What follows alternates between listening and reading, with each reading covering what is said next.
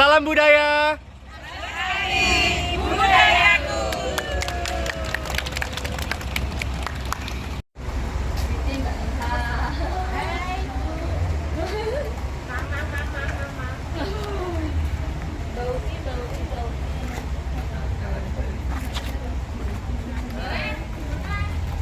Mbak Husi.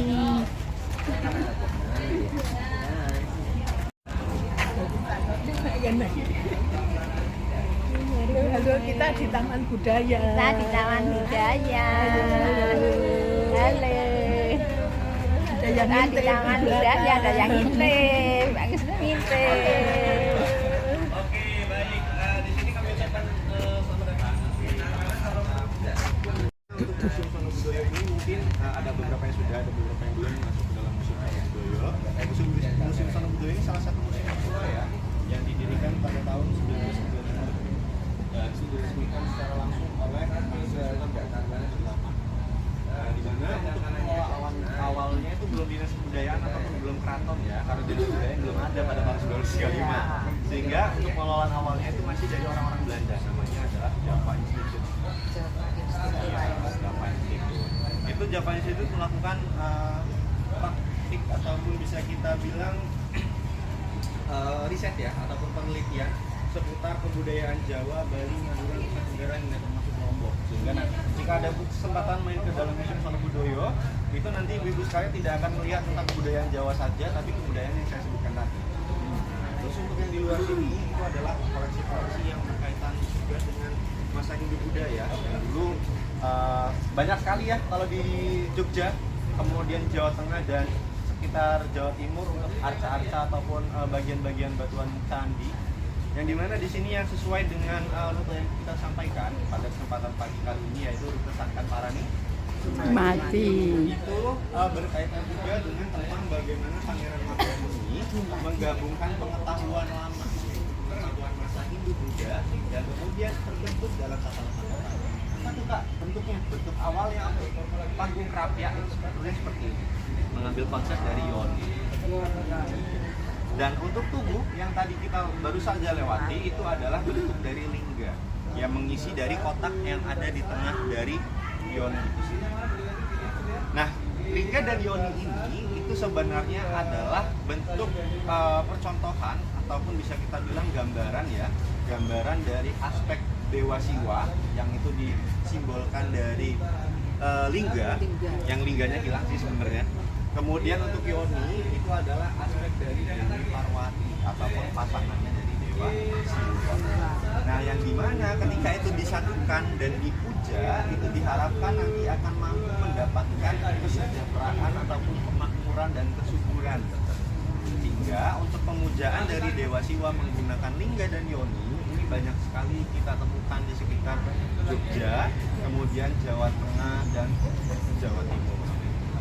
Nah, gimana pada saat masa Islam ataupun masa Pangeran Mangkubumi ya, untuk Pangeran Mangkubumi ini menginginkan juga nih bahwasannya kota Yogyakarta atau kota yang didirikan oleh beliau memiliki kesuburan dan aspek gemah ripah Wakjinali ya, seperti itu. Sehingga Pangeran Mangkubumi ini menyimbolkan ataupun membangun sebuah bentuk tubuh ataupun panggung krapya yang bentuknya ataupun secara filosofi itu hampir sama dengan lingga dan yoni. Sehingga untuk tubuh itu ada di utara karena memang masyarakat Jawa dulu menganggap untuk gunung itu berkaitan juga tentang alam para leluhur, kemudian juga menyimbolkan dari aspek laki-laki. Sementara untuk yang panggung krapya kenapa berada di selatan itu mengacu kepada kawasan laut selatan. Namanya Jalan Panguraan. Ya, Panguraan itu berasal dari kata ura yang artinya mengusir. Nah, itu adalah maknanya manusia ini sebelum meninggalkan alam dunia ini harus bisa mengusir segala keburukan yang masih tersisa di dalam dirinya. Sehingga tadi kita di Jalan Panguraan atau Jalan Trikora tadi kan ada gapuranya ya, ada gapuranya. Nah, itu adalah simbolisasi dari kita meninggalkan alam dunia, masuk ke alam berikutnya. Nah, setelah kita meninggalkan alam dunia dalam kondisi yang suci, begitu ya, atau yang bersih, karena sudah bisa menghilangkan segala keburukan yang ada di dalam diri kita. Nah, setelah dari alam dunia masuk ke alam berikutnya, yaitu alam apa? Iya, alam barzah atau alam kubur. Simbolisasinya apa? Simbolisasinya adalah alun-alun. Makanya Sri Sultan Hamengkubuwono pertama ini mengonsep alun-alun itu merupakan hamparan pasir yang sangat luas. Itu adalah penggambaran dari padang mahsyar. Kemudian alun-alun itu berasal dari kata alun yang artinya adalah apa? Bergelombang. Nah, seperti pasir yang bergelombang, kalau kena angin itu kan mengikuti arah angin. Nah, itu adalah ketidakpastian. Seperti di alam barzah, kita tidak tahu ya kepastian kita ketika di alam barzah itu seperti apa. Nah, digambarkan dengan alun-alun yang berpasir. Nah, setelah menjalani kehidupan di alam barzah sampai dengan pada masa tadi itu, barulah kita semua ini nanti akan masuk ke alam akhirat atau alam keabadian, disimbolkan melalui bangunan paling sakral di dalam keraton. Nah, ini adalah sebuah ruangan di dalam inti keraton. Namanya adalah Gedhong Prabayeksa. Kenapa kok ini paling sakral? Karena ini merupakan ruangan untuk menyimpan berbagai pusaka keraton.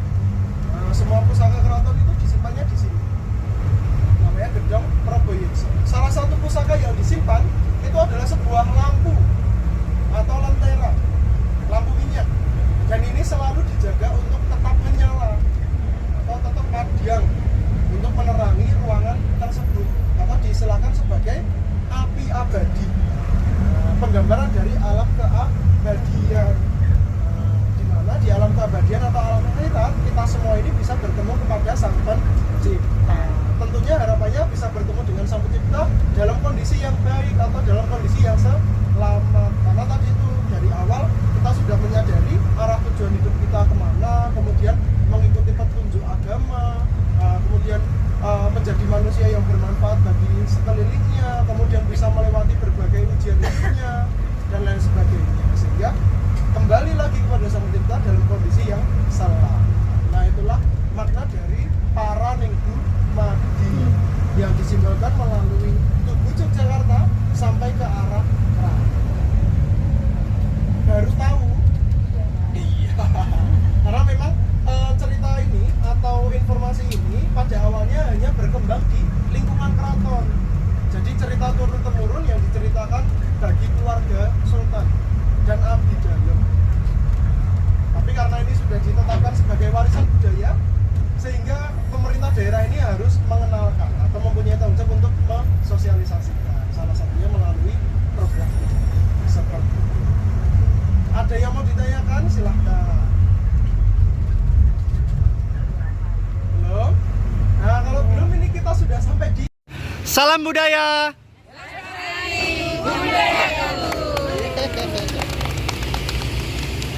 Anda pun jangan panggung rapi ya, malah jadi kleru toh. Jangan seleh, grogi. Lihat gadis-gadis. Malah dikerubungin gadis-gadis pada zamannya. Mbah-mbah ini mas. Nah, terdiri dari dua kata, panggung, krapia. Kenapa kok disebut sebagai panggung? Apakah tempat konser? Betul.